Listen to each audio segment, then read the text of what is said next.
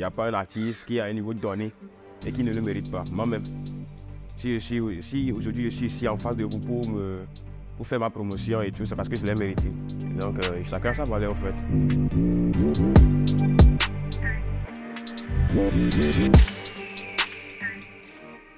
Yo l'équipe, ici le Kid 28, appelé avec fierté, artiste rappeur togolais, t'as capté? Sale. Ah ouais, mais ils me connaissent déjà. Hein. Moi je fais la fierté de ma nation en fait. Je suis jamais en compétition avec personne et tout, donc je suis dans mon délire, un artiste rappeur comme jamais, je fais la fierté de mon origine, c'est ça. Hein.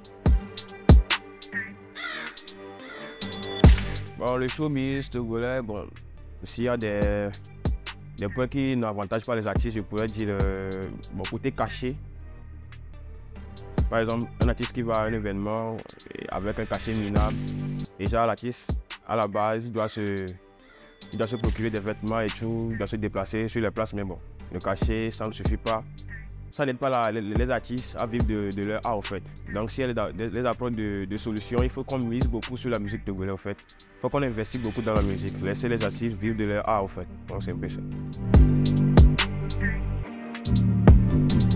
Je vais dire Santos Raphaël, puisqu'il a réussi aussi en une courte durée, à exporter la musique togolaise à l'international. Donc,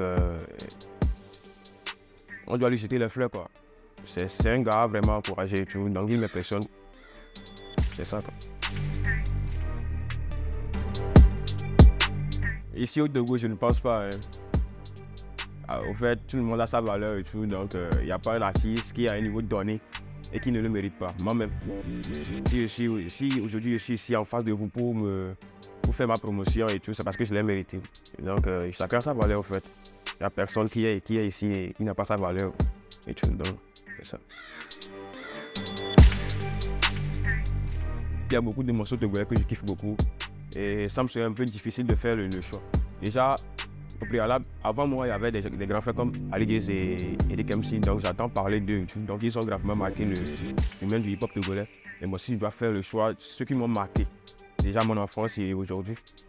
Donc je pourrais dire, bon, si je dois faire le classement, mes top 5 sons. Et premièrement, je mettrai à la première position Aller Retour de Picalouz, deuxième position, Hayahaya de Picalouz, troisième position, PDLG de Mike Flow, quatrième position, le gothique de Piri, et à la dernière position, je pourrais dire Bonne Nouvelle de Ghetto Vie. Ah ouais.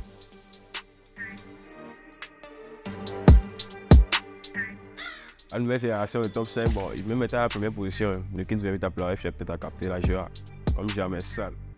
À la deuxième position, bon, il y a mes gars en herbe aussi qui arrivent avec force et tout. Et non, ils taffent, mais bon, c'est avec le temps. Donc, je peux mettre Jax M.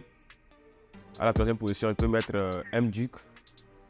Quatrième position, je peux mettre Black Manu. Et cinquième position, je pense Yaka Crazy. Ouais, c'est vrai. C'est vrai, hein, chaque artiste a un artiste, même si c'est pas un artiste autochtone ou bien bon, ça peut être de l'étranger qui l'inspire, mais bon, moi je dis que j'ai un futur de rêve, non. Si ça doit être un futur de rêve, ça doit être un futur avec moi-même. Parce que je sens que je ne suis pas encore un futur avec moi-même, sinon ça fera vraiment du boom. Ouais. C'est vrai, j'ai un artiste qui m'inspire, mais bon, tranquille, je dis que j'ai un futur de rêve, non. Ça va. Déjà, moi, je ne suis pas encore sous production, c'est l'autoproduction.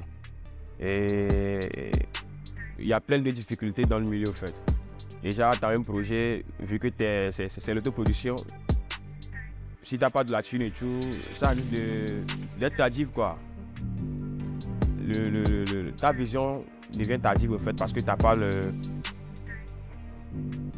de moyens suffisants, au fait, pour financer le projet vite fait, la promotion et tout. Donc, il y a des trucs que tu fais et d'autres tu laisses parce que tu n'as pas de moyens suffisants pour,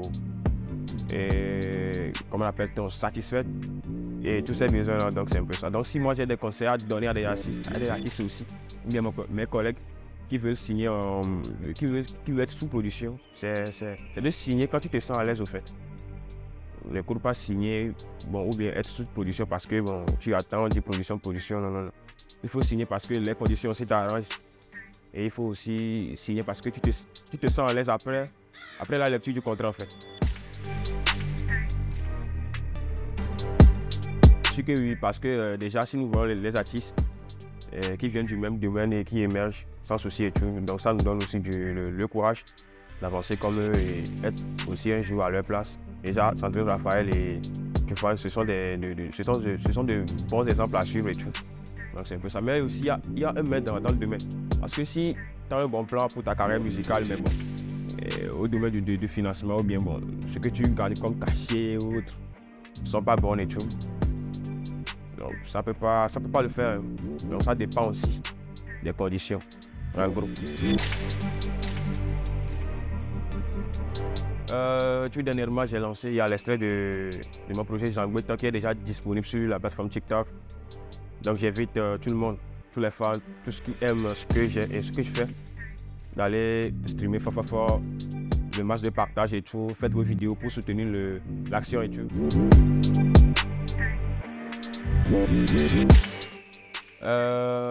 Déjà, je remercie tous les fans, tous ceux qui me soutiennent dans ce que je fais depuis que j'ai commencé par mes freestyles sur la plateforme TikTok et tout. Ceux qui me soutiennent toujours avec de bons commentaires et tout.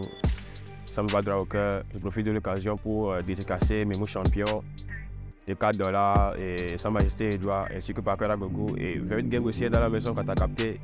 Il y a aussi My Team Black Thug là-bas. C'est Verit Game comme jamais. Je suis là que pour la qualité, tu as capté. Flow Miro, la fierté. Sale.